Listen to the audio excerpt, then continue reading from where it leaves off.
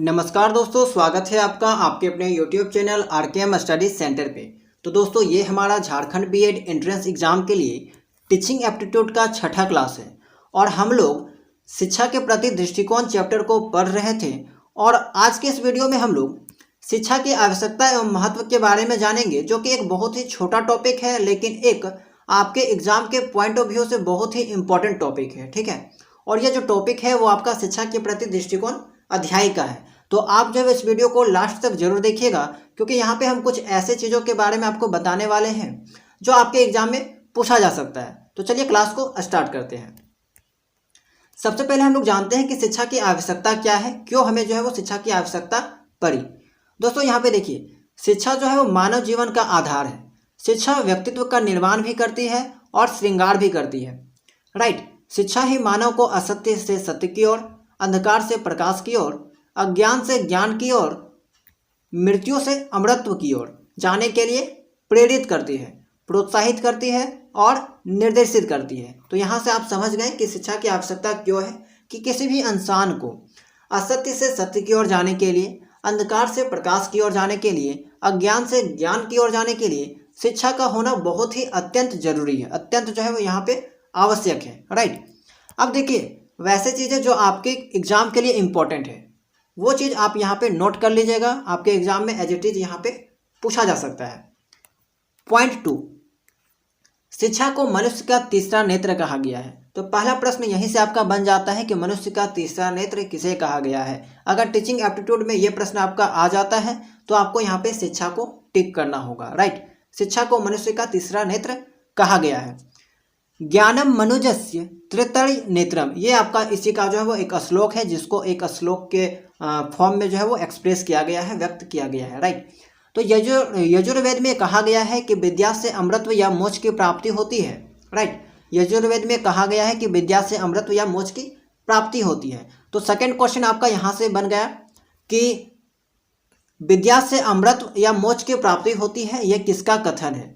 तो आपको यहाँ पे यजुर्वेद बोला जाएगा। यजुर्वेद हालांकि यहाँ पे कोई विद्वान का नाम नहीं है, यह जो है एक काव्य का नाम है, महाकाव्य का नाम है। ठीक है, धार्मिक ग्रंथ का नाम है। तो यहाँ पे आपको जो ये भी प्रश्न पूछा जा सकता है। विद्या अमृत मश्रुते, ठीक है, ये आपको श्लोक के फॉर्म में है, याद नहीं रखिएगा, कोई दिक्कत नहीं है।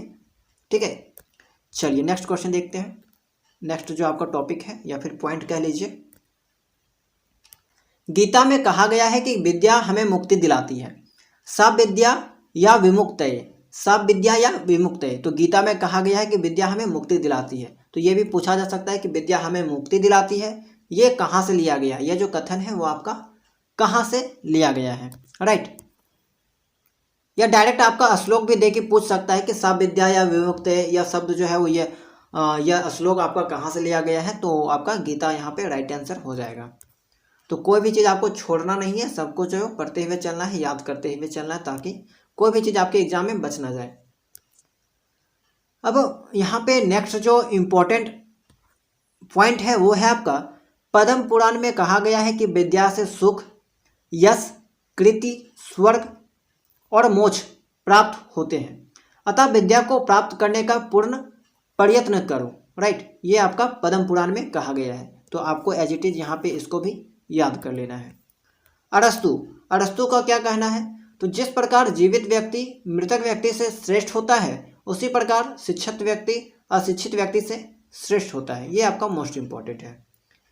पूछा जा सकता है कि जिस प्रकार जीवित व्यक्ति मृतक व्यक्ति से श्रेष्ठ होता है, उसी प्रकार शिक्षित व्यक्ति अशिक्षित व्यक्ति से श्रेष्ठ होता है, यह कथन किसका है। 4 यहाँ पे विद्वान का नाम दे दिया जाएगा और पूछा जा सकता है। तो आपको अरस्तु यहाँ पे जो है वो राइट आंसर हो जाएगा। नेक्स्ट आपका एक विद्वान है जिनका कहना है कि पौधे का विकास जुताई से तथा मनुष्य का विकास शिक्षा से होता है। ठीक है, तो ये भी आपका एक इंपॉर्टेंट स्टेटमेंट है जो कि लॉक के द्वारा कहना है। जॉन ड्यू, शारीरिक जीवन के लिए जिस प्रकार आहार तथा प्रजनन है, उसी प्रकार सामाजिक जीवन के लिए शिक्षा। ठीक है, शारीरिक जीवन के लिए जिस प्रकार आहार तथा प्रजनन है, उसी प्रकार सामाजिक जीवन के लिए शिक्षा। तो ये आपका जॉन ड्यू का कहना है। नेक्स्ट पॉइंट, एडिसन जोसेफ, संगमरमर के साथ जो संबंध मूर्तिकला का होता है, वही संबंध आत्मा के साथ शिक्षा का होता है। राइट, संगमरमर के साथ जो संबंध मूर्तिकला का है वही संबंध आत्मा के साथ शिक्षा का है। यह कथन किसका है? तो एडिसन जोसेफ का। नेक्स्ट आपका एक इम्पॉर्टेंट जो विद्वान का नाम है वो है आपका डेनियल वेस्टर। ठीक है, डेनियल वेस्टर। शिक्षा भावनाओं को अनुशासित, संवेगों को नियंत्रित, प्रेरणाओं को उत्तेजित, धार्मिकता को विकसित और नैतिकता को अभिवृद्धि करती है। तो आपको ये चीज़ जो है वो देखिए, अभिवृद्धि का मतलब यहाँ पे हो जाएगा ग्रोथ। ठीक है, विकास करती है एक तरह से। तो शिक्षा भावनाओं को अनुशासित, संवेगों यानी कि इमोशंस जो हमारे हैं, इमोशंस को कंट्रोल करता है, प्रेरणा जो हमें मिलती है उसे उत्तेजित करता है, धार्मिकता को विकसित करता है, नैतिक जो विचार हैं हमारे उनको यहाँ पे अभिवृद्धि करता है यानी कि बढ़ाता है। राइट। अब नेक्स्ट जो इम्पोर्टेंट है वो आपका है पंडित नेहरू। तो पंडित जवाहरलाल नेहरू के द्वारा शिक्षा के बारे में कहा गया कि शिक्षा जो है वो संतुलित मन का विकास करती है। ठीक है, शिक्षा जो है वो संतुलित मन का विकास करती है। तो यहाँ पे हम जितना भी चीज़ अभी आपको बताएं स्टेटमेंट वाला क्वेश्चन वो आप खास करके याद कर लीजिएगा।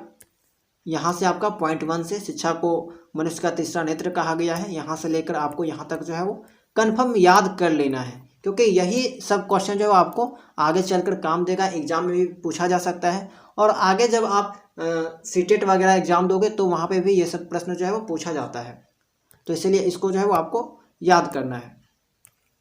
अब देखिए, शिक्षा की आवश्यकता एवं महत्व को निम्नलिखित बिंदुओं में स्पष्ट किया जा सकता है। शिक्षा की आवश्यकता क्यों पड़ी, महत्व क्या है, इन सब को आप जो है वो इस बिंदु की मदद से समझ सकते हो।